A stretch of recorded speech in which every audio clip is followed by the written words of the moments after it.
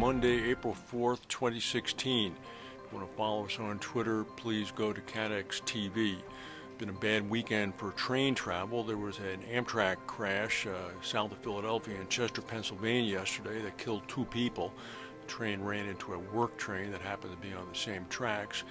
There was a straight-on collision in Plymouth, England at a commuter station, which injured about 16 people when two trains collided. And there was a train accident in Cairo in the suburbs when a train ran into a concrete wall, injuring 55 people. Miraculously, in the latter 2 incidents, nobody was killed. The big news today is the release of a treasure trove of documents coming from a Panamanian law firm, which include about 11.5 million records detailing offshore accounts held by many, many wealthy and powerful people. Several media outlets have published the results of an investigation. The International Consortium of Investigative Journalism, a nonprofit group in the U.S., said that the trove of 11.5 million records detailed the offshore holdings of a dozen current and former world leaders, as well as businessmen, criminals, celebrities, and sports stars.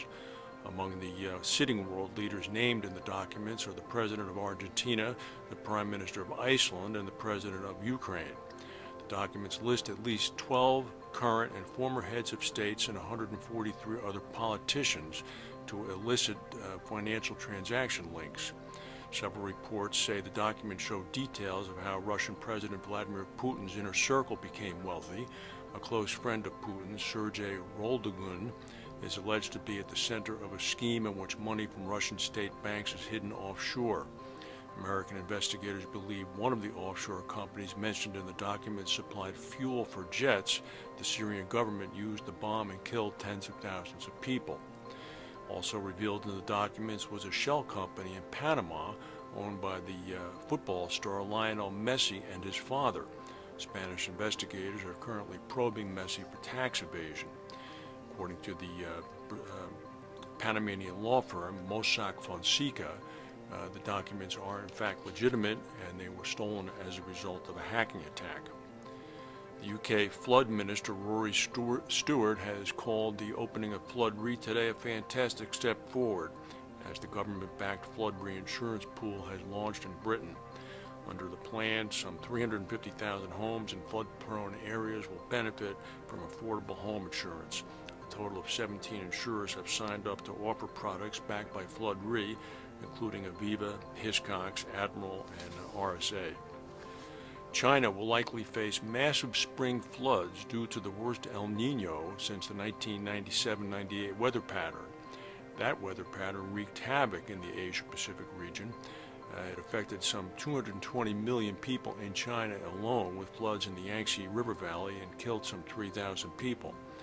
Lu Ning, who's the General Secretary of the National Flood Prevention Center, said that it's highly likely that the Yangtze would again see heavy flooding at its middle section and downstream this year.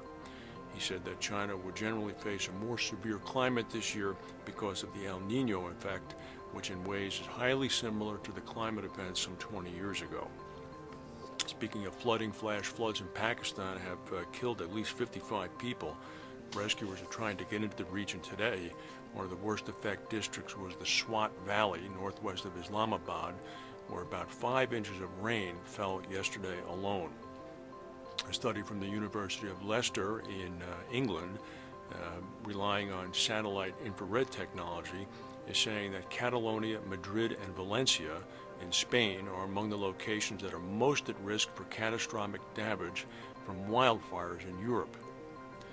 As a result of a poll that was put out by an organization called Haggy Partners in London, about 70% of the London insurance market believes that a UK exit from the European Union would be bad for business. The research, which surveyed about 260 participants in the London market, found that about 69% of the practitioners believed that a Brexit could hurt or severely damage Lloyd's. More than about 25% believed it would have no impact, while only 6% said that a Brexit would actually benefit Lloyd's. The organization said that Lloyd's has centrally stated its preference for Britain to remain within the EU, and this research shows that from a business perspective, at least the vast majority of companies in the London market agree with it. The study also revealed a slight tension, saying that brokers may not be looking for business in the places where insurers want it to come from. Insurers, as you know, have been emphasizing new business coming from undeveloped markets. Air France is facing a mutiny after instructing female crew members to wear trousers during flights to Iran and to don, quote, a loose-fitting jacket and headscarf before leaving the plane in Tehran. Staff representatives of labor unions have accused the airline, which will restart flights to Tehran later this month, of forcing female flight attendants and pilots to wear clothes that are, quote, an ostentatious religious sign that goes against French law. Air France will begin 3 daily flights to Tehran on April 17th, 8 years after they were stopped following the imposition of international sanctions against Tehran. Airline management has raised the possibilities of penalties against staff who refuse to follow the dress code. That's the news for today. If we have any breaking news, we'll come back and tell you. Thank you for watching, and we'll see you tomorrow.